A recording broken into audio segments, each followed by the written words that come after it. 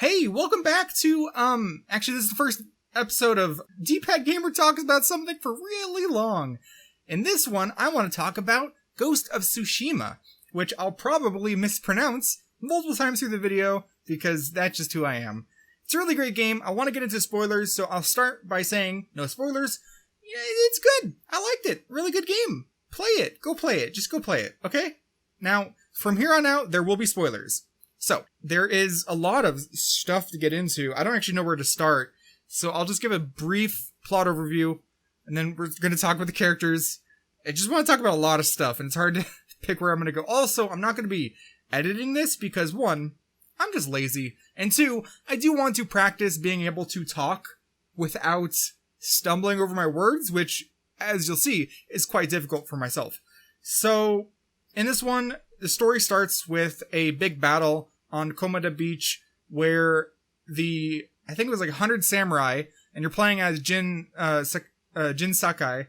100 samurai and yourself are going into battle against the Mongol forces.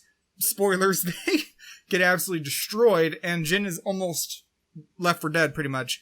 But luckily, he is found by a thief named Yuna. She nurses him back to health, and basically helps him get back on his feet because she needs him to help save her brother Taka, who has been captured by the Mongols. There is a lot of characters that are affected by the Mongol forces, and that actually is the driving force behind a lot of the game, because there is a ton of side stories. There are, I think, 4 or 5 main tales, they're called. Basically a series of missions that you can do with some of the main characters, and all of them are about different stuff, like thematically, but everything, the driving force is the Mongols showed up, things got bad. So you start by sort of trying your best to fight as a samurai, but I mean, a sword only gets you so far, so Jin has to eventually become the ghost, which means sort of throwing aside his honor and sort of samurai way in order to embrace a more dark and stealthy approach, meaning kunai, smoke bombs, eventually poison, just all kinds of assassination stuff. It's great, but yeah, there's major themes throughout the game, like, you know, do you prioritize the end goal, or do you stay true to yourself and your honor code? There's also a big focus on sort of family and the, like, oh, you were gonna be my son, like, she was like a daughter to me, like the sort of parental child element, and just a bunch of neat stuff. It's also, there's a lot of gruesome bits throughout the game, but I don't think they're ever used purely for shock value. I mean, it is for shock value, but it's always like a underlying purpose to sort of highlight a character's straying from the path or show elements of like how war affects things. Like, that's actually also a big thing throughout the game. Like, you get to interact with a lot of normal citizens, and I mean, if you play like I did, which is doing a lot of the side stuff, you'll find that they're all having issues. Like, sometimes, you know, peasants, like, go rogue, they become bandits and fight amongst themselves. Sometimes they get, or their family gets kidnapped by Mongols, that you have to help them. There's a number of ways they go about showing the impacts of this war on just everyday people. And it's not always great. Sometimes the people suffer. Actually, a lot of times they do. But I think it was like a really good, in the sense, really comprehensive look at how war affects basically the whole island at every level. Of course, amongst like helping people, you're just murdering like all kinds of people. Mongols, bandits, thieves, eventually Ronin. Like, oh, I can't forget the bears, because you get predator hides from them. But, okay, so there's just a lot of stuff. So I should touch on the combat. It's really good. I like it. It does get super complex by the very end because I'm trying to think. So there's your sword, which has 4 stances, which affects what enemy type you're better against. So you can be better against, depending on the stance, swordsmen, shield guys, spear guys, or brutes, which are basically like bigger boys that are really hard to block, and you more or less have to like evade and strike when available. So those stances affects your heavy attacks, changing your moveset slightly, but baseline you always have light attack, heavy attack. But then you also have your range stuff, so you get a short bow, which is for, quick shooting and all that. You have a long bow, you also have thrown stuff, and then you have poisons with your blow dart. Obviously, this is introduced over the course of like a 50, 60, 70, some like really long hour game. So it's not like they just dump it on you. I think they did a good job of like giving it over time, because you get your there's also ghost weapons. Like I mentioned before, kunai, smoke bombs, sticky bombs. I'm trying to think of what else.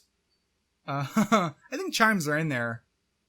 Either way, you get a lot of ghost weapons, and those are given out after reaching certain thresholds, which you can only get there by, experiencing and playing through the game. So I think it's a good balance on how they lay it out. But yeah, there is a lot of stuff. And of course, just how your sword has 4 stances, your short bow has normal and fire arrows. Your long bow has, if you do the mythic tail, heavy arrows and exploding arrows. Poison, you have just killing poison, and hallucination, which makes them go, basically rogue, start attacking anybody around them. The throwables, you have chimes, firecrackers, which are just upgraded chimes for, distracting enemies. I think it was black powder bombs for stunning in a group, and basically, raining hell from above. And then, in your ghost weapons, you have kunai, smoke bombs. If you do the mythic tails, there's mythic tails that let you unlock some extra stuff, which are all really cool. A fire oil for your sword, and then it's not black powder, it's I think that's a sticky bomb. There's just so much. By the end, I almost felt overwhelmed because you just have so many tools. But that said, it's great because I felt like I was the ghost at the end. I was this unstoppable killer capable of taking on like 50 Mongol enemies rushing at me all at once. Basically like a one-man army.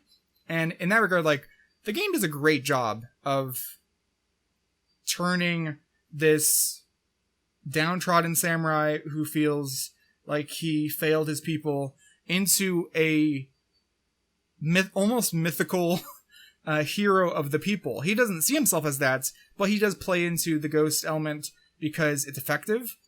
He never gets an ego about it. Even to the very end, he's like, no, that's not me. I'm not, like, I'm just a dude.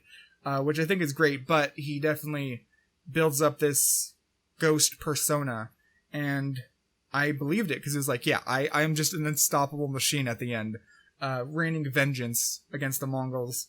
So that gameplay, great. There's also, you get a horse, you can horse around, that's fun. You get a grappling hook for some more movement stuff. It's not really used in combat, neither is the horse that much, but they exist.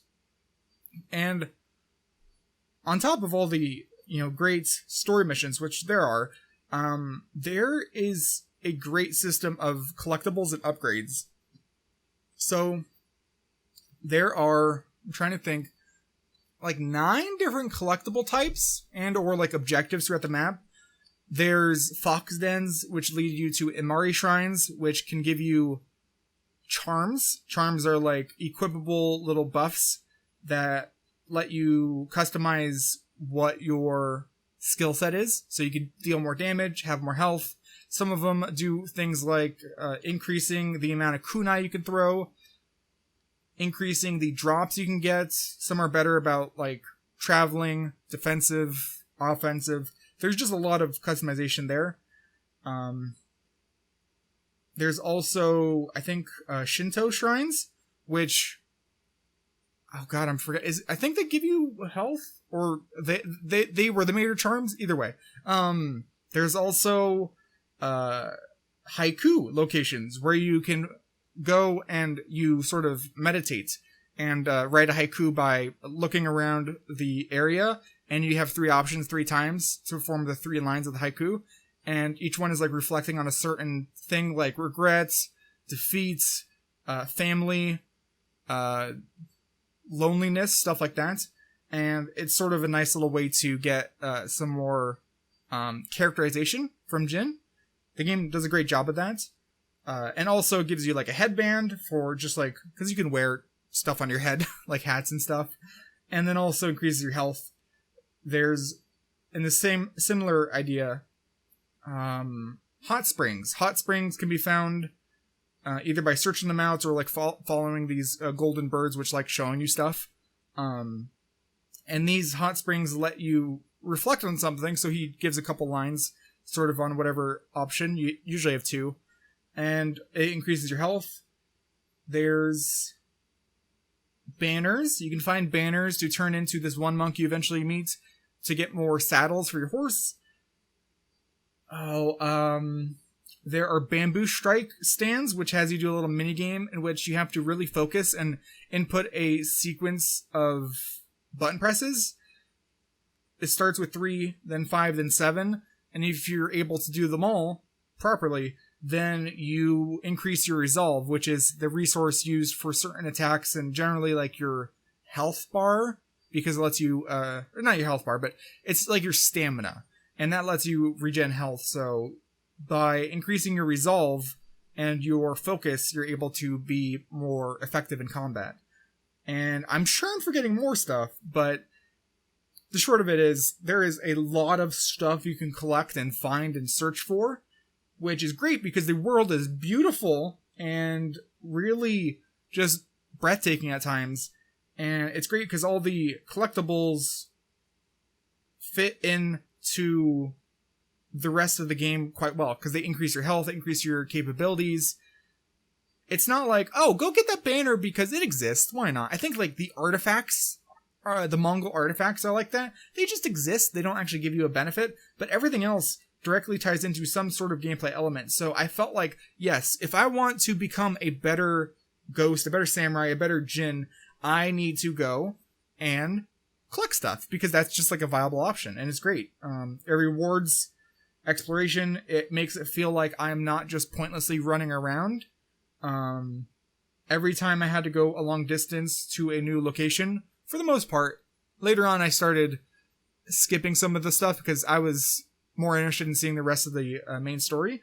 But, you know, I could just veer off the path. I can get these various collectibles. I can see the various locations.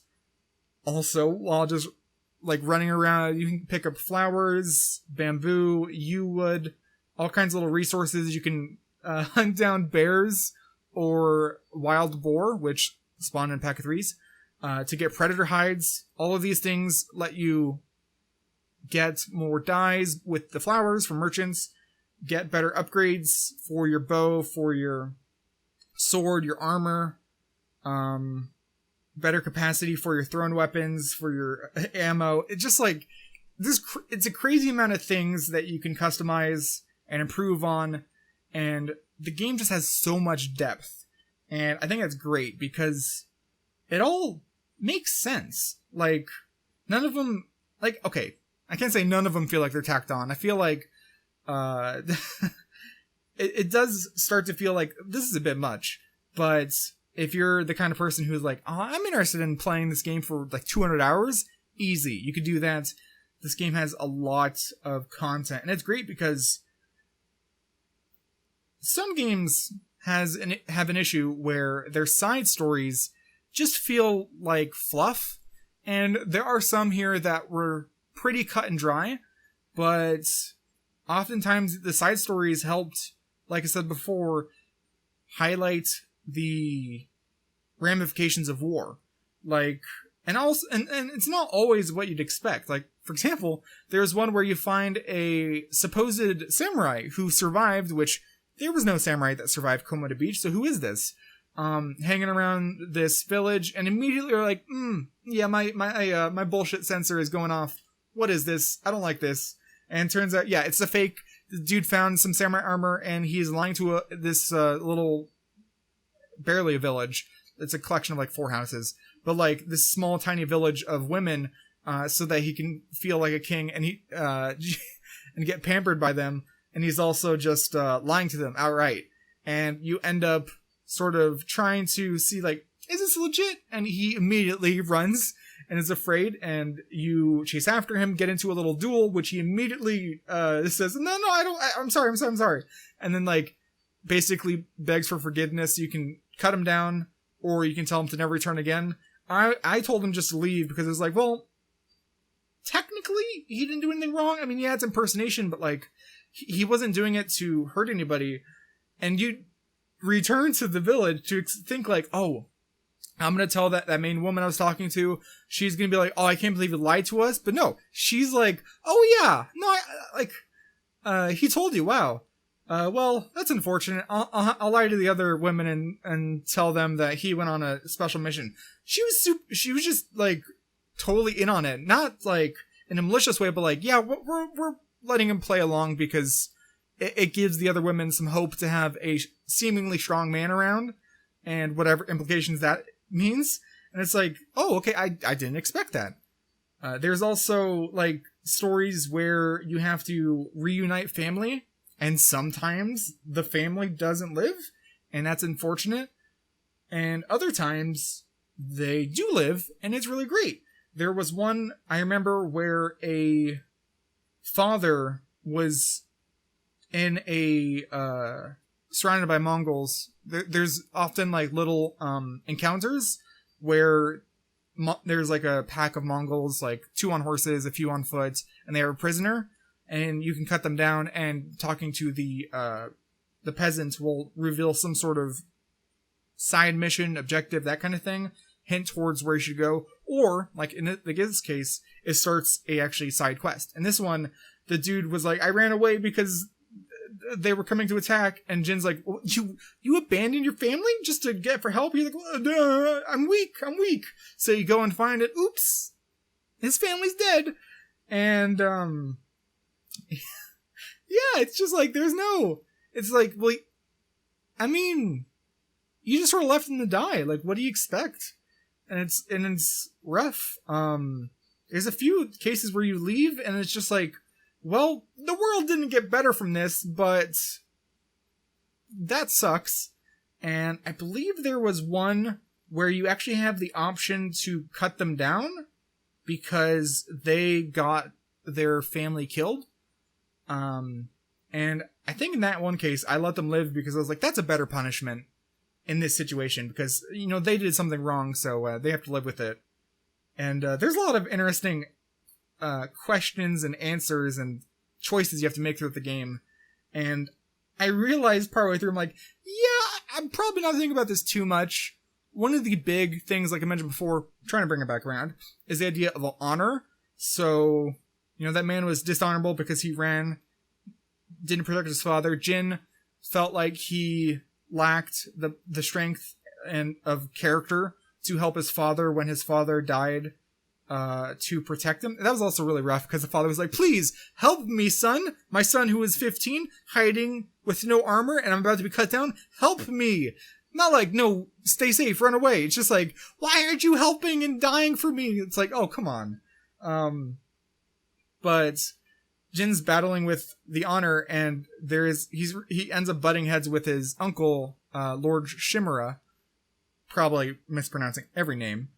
And Shimura believes that, you know, you stick to your honor code, which I think is garbage, because there's a point where he's like, well, no, we will fight him head on. We will fight the Khan. We'll fight the main bad guy, Khotan Khan, head on. Doesn't matter if we lose hundreds of our people, because we will have been honorable, and that's the right thing to do. And it's like, are you stupid? I get it. Like, honor is important. If this was real life, I would probably feel different.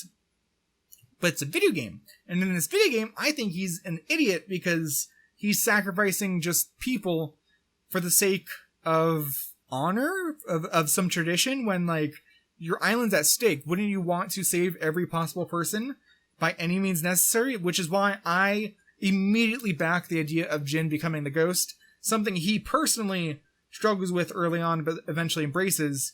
And while you don't get to sort of choose your path like you could in Infamous, another Sucker Punch game, because this game was made by Sucker Punch, you do get a couple choices throughout which sort of fill in the blanks in terms of where Jin sits with this. And by the end of Act 2, there's 3 main acts, 3 sections of the island. Each are very long if you do the side stuff. In a good way, not like this is such a bore, but like there's a lot of stuff you can do.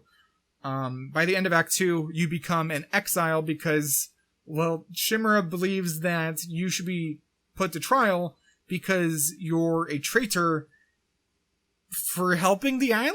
And like, what?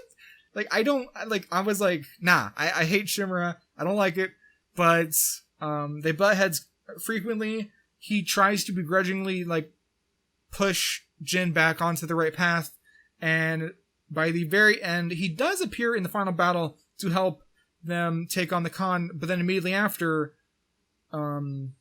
invites Jin to, like, this old, like, sentimental place they used to train at so that he can kill him, because the Shogun on the mainland of Japan was like, yo, yeah, he's a traitor, you should take his head, the clan Sakai, which he's the last one of, it's gone, so just go kill him. So you have this big final battle, this big duel, because I haven't mentioned duels are a big part of the game, but you have this duel against Shimura, which ends with you either killing him or not killing him, and that determines the 1 or 2 endings, and it's really silly, because I've seen people be like, oh, well, if you kill him, that's the bad ending, but not at all. So the idea is, if you kill him, you're honoring his wish for a warrior's death, so you're technically staying true to your honor code, meaning that is the good ending, because also you get armor coloring for your main ghost armor, based on, I think it's ghost armor, it's either ghost or Sakai armor, but you get a white coloring if you kill him, and a blood red coloring if you don't kill him.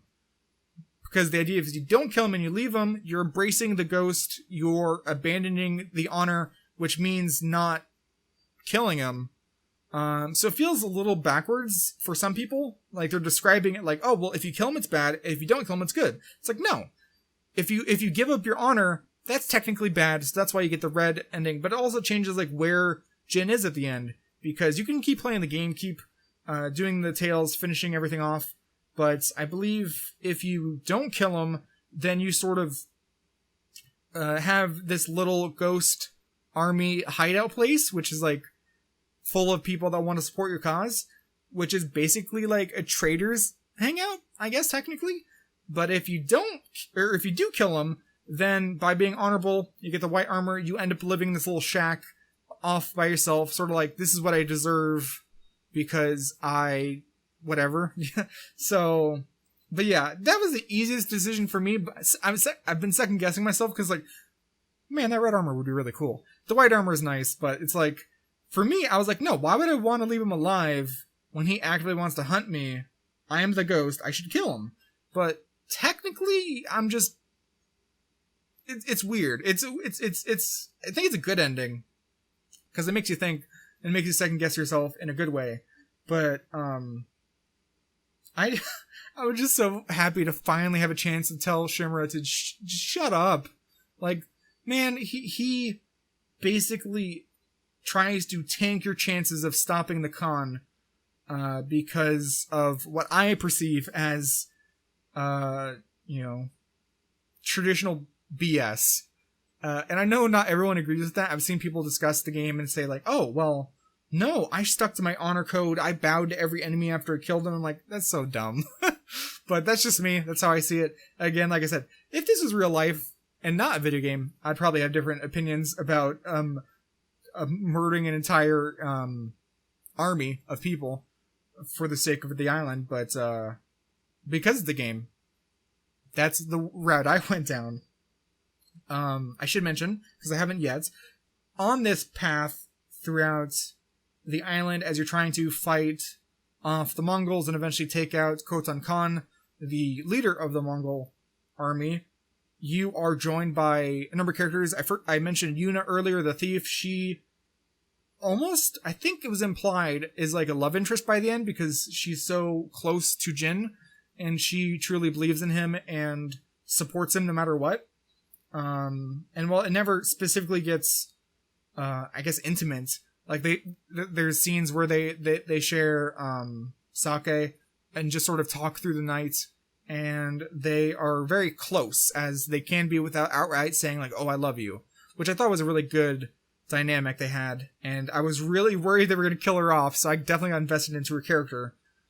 There's her brother Taka, the blacksmith. He makes the grappling hook. He also, spoilers, dies part way through, I think, Act 2, because he desperately wants to help Jin. He wants to support the ghost. He believes in him. He's sort of like the ideal, or he's overly naive, sort of idolizing Jin. And he's like the kid who just tries too hard and ends up dying, which is really rough, but it helps sort of reinforce the fact that, like, well, he can't just stop. There's too many people have died because of the Mongol invasion. So, yeah. But he doesn't play too huge of a part. There's also some other main characters that have, like, specific stories. They have their tales. There's Sensei Ishikawa. He is a master archer and a samurai. So he acts that sort of like, he's a flawed, sort of honor-based character who is like, well, you should do what you need to, but don't take it too far. And he has a story where he's trying to hunt down his former pupil, who was going to be his daughter, who he sort of betrayed, but also was betrayed by. And it's a weird mishmash of stuff. There's also, I'm looking at, because I forget, Masako Adachi. She is a skilled warrior, also a good archer.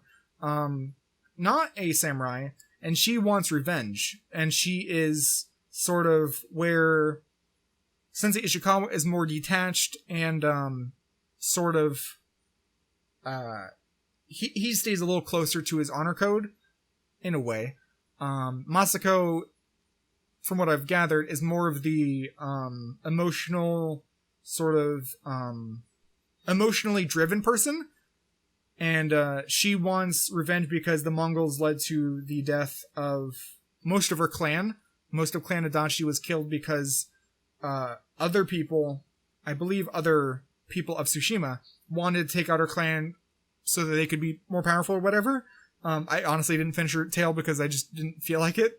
But yeah, she's sort of the emotional side of it, so she super supports you just murdering all the Mongols. So in a way, they're giving you that sort of balance. There's also, he comes in during Act 2, great character, Norio, a battle monk, which I just love. I love the term battle monk, but he doesn't believe in revenge at all. Instead, just wants to save people.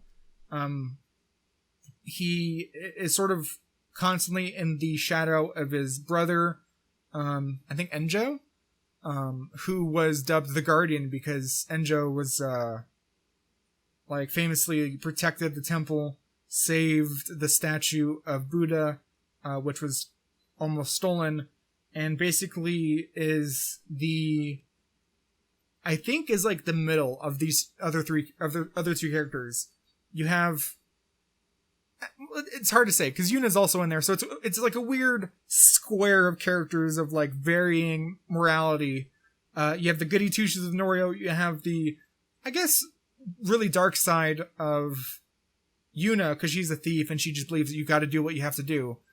She's not like a blood crazed killer or anything, but she definitely is like, well, yeah, no, you need to steal from the Mongols if you have to. You need to use their stuff against them if you have to. So you have the good, the bad, and then the sort of in between on each side with the other two characters. So this group of 4 ends up forming your main sort of squad, the Ghost Squad, and they're with you for the majority of the game.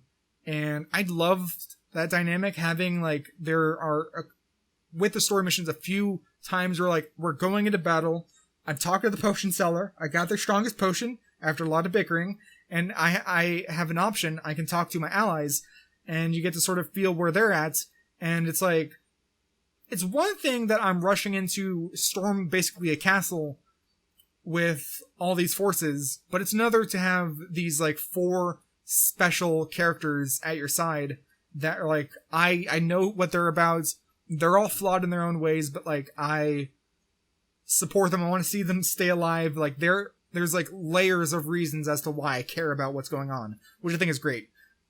Side characters, there's also Kenji, a sake salesman, and General,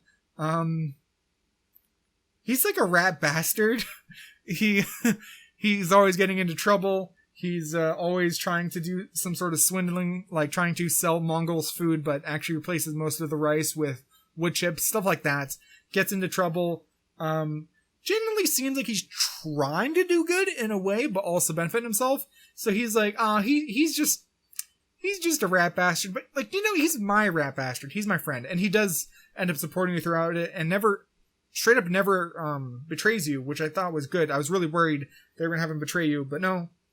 Like, he's there, he's supporting you. Taka, like I said, dies at a certain point, but he also supports you. There is also some recurring characters / main important characters like Ryuzo, a Ronin and childhood friend of Jin, and they butt heads throughout the game because early on you go to recruit him, and you can recruit him and you're good, but he doesn't show up for the battle and he betrays you. And then from then on he's on the Mongol side. But if you actually stick with his tail, he's trying to feed he's trying to feed the Ronin in his company, in his group. He's basically trying to care for his men, because he's like the leader of this small band of swords for hire. But no matter what you try, they just can't seem to get any food, which is like, come on, I've saved so many villages, you can't think they can get some food from there? But the idea is, no matter how hard you try, you just can't get him the help he needs, so he ends up betraying you. So I don't know if doing his tails to the end of it helps or hurts his characterization, but he actually had some great moments where, great as in like impactful, not like, ooh, this is fun, because he, during the storming of the keep, at the end of Act 1, leading in Act 2, he doesn't show up to support you, instead shows up inside the keep to fight back, because he's realized that he can get the support and the funding and the food he needs for his people, for his men, if he takes down the ghost. So you have this great duel against him, and while you don't get to kill him in that moment, he does get away, and he's with the Mongols. But to make sure that he's on their side, Khotan Khan is like, alright, here you go. He hands him a torch, and he's forced to torch these prisoners. There's 3 on like wooden stakes, and he torches them, and you could see in the animation, in the actually the acting, in the performance of the character, because I assume they did motion capture for all this, because it's incredible animation. He is terrified, but still doing it. So it's like, he torches the first guy, and it's like, open the gate. He says open the gate, and then he's screaming it, and you could feel and sense the pain in him, because he's like, don't make me do this. Not like oh, I'm gloating. Oh, it's like, dear, I am almost a prisoner too, forcing to torch another prisoner. So it's like, there's definitely a struggle. He is Mr. Struggle. He is struggling to fend for his people. But at the same time, it's not like he's just like a good guy that has been forced to do this bad stuff to care for his people. He also hates Jin, because Jin defeated him in a tournament when they were young, and that was like his one main big thing, his big chance to rise up from being sort of just a lowly peasant. So when this, at the time, kid born into or like born with a silver spoon in his mouth, just absolutely demolishes him in the tournament, it ruins his chances of being a samurai. And thus it's like he holds this grudge against Jin the whole time. So that also fuels him. So it's not like he's a good guy, but there is that struggle between the two of them. And I generally liked it. But same with Khotan Khan, the main bad guy. I don't like the fact that the entire game is like, ooh, I'm gonna get you. Oh, they got away. Ooh, I'm gonna get you. Ooh, they got away. And that only technically happens like twice, but it's like, God damn it. Like, please stop just running. Like, come on. Like, it made sense, but it was like, I don't like stories like that where it's like, they're just out of reach so many times. There are reasons for why you can't just rush up and kill them. You have to really get to the point where you are the ghost. You come so far, you gain so many allies, you, help, during Act 2, you help get reinforcements from the Shogun, which incidentally ends up helping Lord Shimura have the backing in order to first imprison you and then eventually exile you and then try to have you killed. So it's like, well, yeah, but like you get to a point where like, oh, okay, I finally take him on. So it makes sense that it took so long to finally be able to take on the Khan himself, but I'm not a huge fan of how they handled it. But otherwise, you know, all of the story elements were good. Like, there was a lot of emotion throughout the whole game. I cared for a lot of the characters. When Taka died, I was just right. I mean, I wasn't screaming like, no! like Jin was, but like, I felt it. Like, I was like, oh, God damn it. Because, so, I should explain. So Taka goes to help Jin, I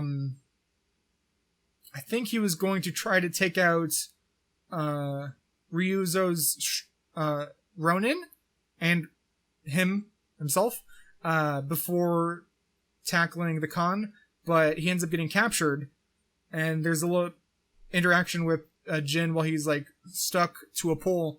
He's tied up, not like they glued him, which would actually probably be better and more painful. But he's tied up on a pole. Taka's across from him. The Khan is really smug and is like, I gave you a chance, but like, look at all this death. You're an idiot. And basically generally being a bad guy. And he cuts Taka free, takes Jin's sword, hands it to Taka, is like, okay, well, you can go if you kill him. So the idea of testing the people. If the people truly support him, then we'll see where they're at. And Taka is sort of a representation of the people of Tsushima. And as the people of Tsushima, Taka tries to very feebly strike the Khan, immediately gets knocked down, and you'd think like he's gonna get his final words in, he's gonna say something poignant that really lets him be remembered. He gets out the words, Jin, please tell Yuna that, and he's dead. Like, he doesn't even get to finish his thought, and it's like, oh my God. On top of like a character that I care about, instrumental to the plan, the brother of a potential love interest / really important character to the main character, you know, Taka's very important for many reasons. He's just gone. And it's like, Jin's just like, again, sort of like with Ryuzo, how he was like shouting at them to open the gates, just out of desperation. You feel the desperation in Jin. Cause it's like, no, come on. And you can't go back from that. And it's sad and unfortunate. And there's also that emotional weight there when you kill Lord Shimura. I didn't quite feel it, but it really comes through the performance of Jin, where, you know, you stab Lord Shimura after the duel, giving him a warrior's death, and the stab goes directly into a kneeling hug between the two of them, like basically holding his slumped over uncle that was almost his adopted father. And he's just like crying because it's like, God damn, war is rough. And that's sort of, I guess, the main idea of the game is like war is bad. War never changes because war is bad. It's bad time. Don't like it, but very bad. And, there's just a lot of stuff to chew on throughout the game. A lot of aspects of it, like honor, the implications of war, other things I am blanking on apparently. But I think the game is great because of that. Because it's like, what? It's fun. Stealthing around is fun. Going for collectibles is fun. Getting to help people solve mysteries. The mythic tales also are like a great way to subvert sort of legends, because you get these stories from a musician who leads you on these sort of almost fantastical missions, but they're sort of subverting the legends, but at the same time reinforcing them, because it's like, ooh, a flaming comet fell from the sky and allowed this warrior to create the Way of the Flame, which is like a huge mystical thing, but in reality, a dude found a meteorite that lets him create incendiary oil for his blade. So it's like, well, there's really no legend there, but like technically there's something there. So that sort of like skirting of the fantastical elements of Japanese folklore was really great. I'm saying too much, I realize that, but yeah, the game is it's just good. I like it. It's so good. I don't quite like, I gotta stop saying that, but now I'm just thinking about it. It's like, ooh, now you're breathing manually. I don't quite like with the game how, like I said, they handled the main driving story of like the Khan just keeps getting away. It makes sense that he would retreat. He's very smug. He's playing the long game. He doesn't really want to even fight Lord Shimura or Jin. He rather wants to take what he can, which ends up being poison. He wants to take the poison to the mainland to help lead the invasion, because this is only a stepping stone in their grand plan of invading Japan, which could lead into a second game. I hope to God there's more.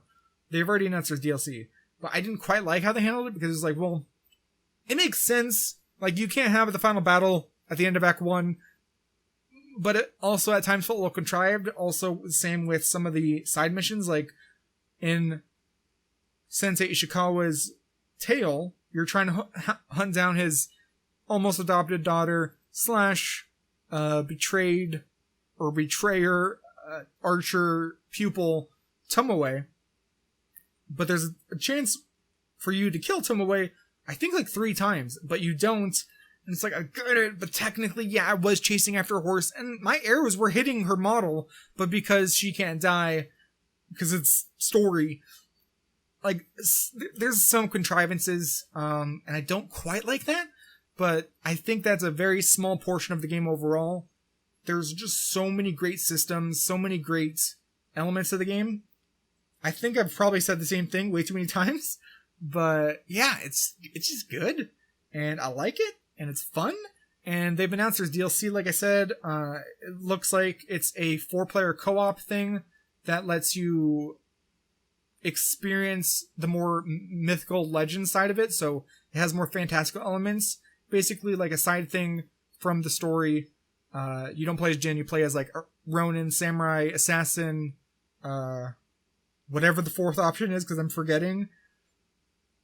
And it looks really interesting. I really hope that they do more with this world, because obviously it's based off of, technically, it's a historical fiction. But they did such a good job of creating this world. Like, I care about the island, I care about the characters, I care about the main character and his struggles, and God, it's so much fun. Like, the game is so great. Like, perhaps the second game, if there is one, can lead with this exiled Jin, probably following the one where he killed his father, or not father, Uncle Shimura, almost father. He had the adoptive papers, but he threw it in a fire, so it's technically null and void. I think that's how legally it works.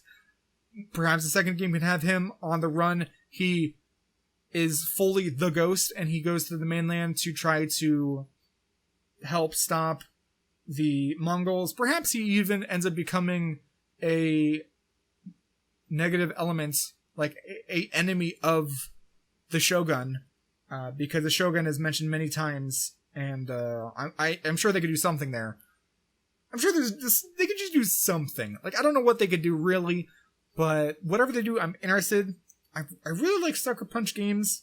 Not like that's their title. It's Sucker Punch Productions, but the game's made by Sucker Punch. Infamous, Sly Cooper.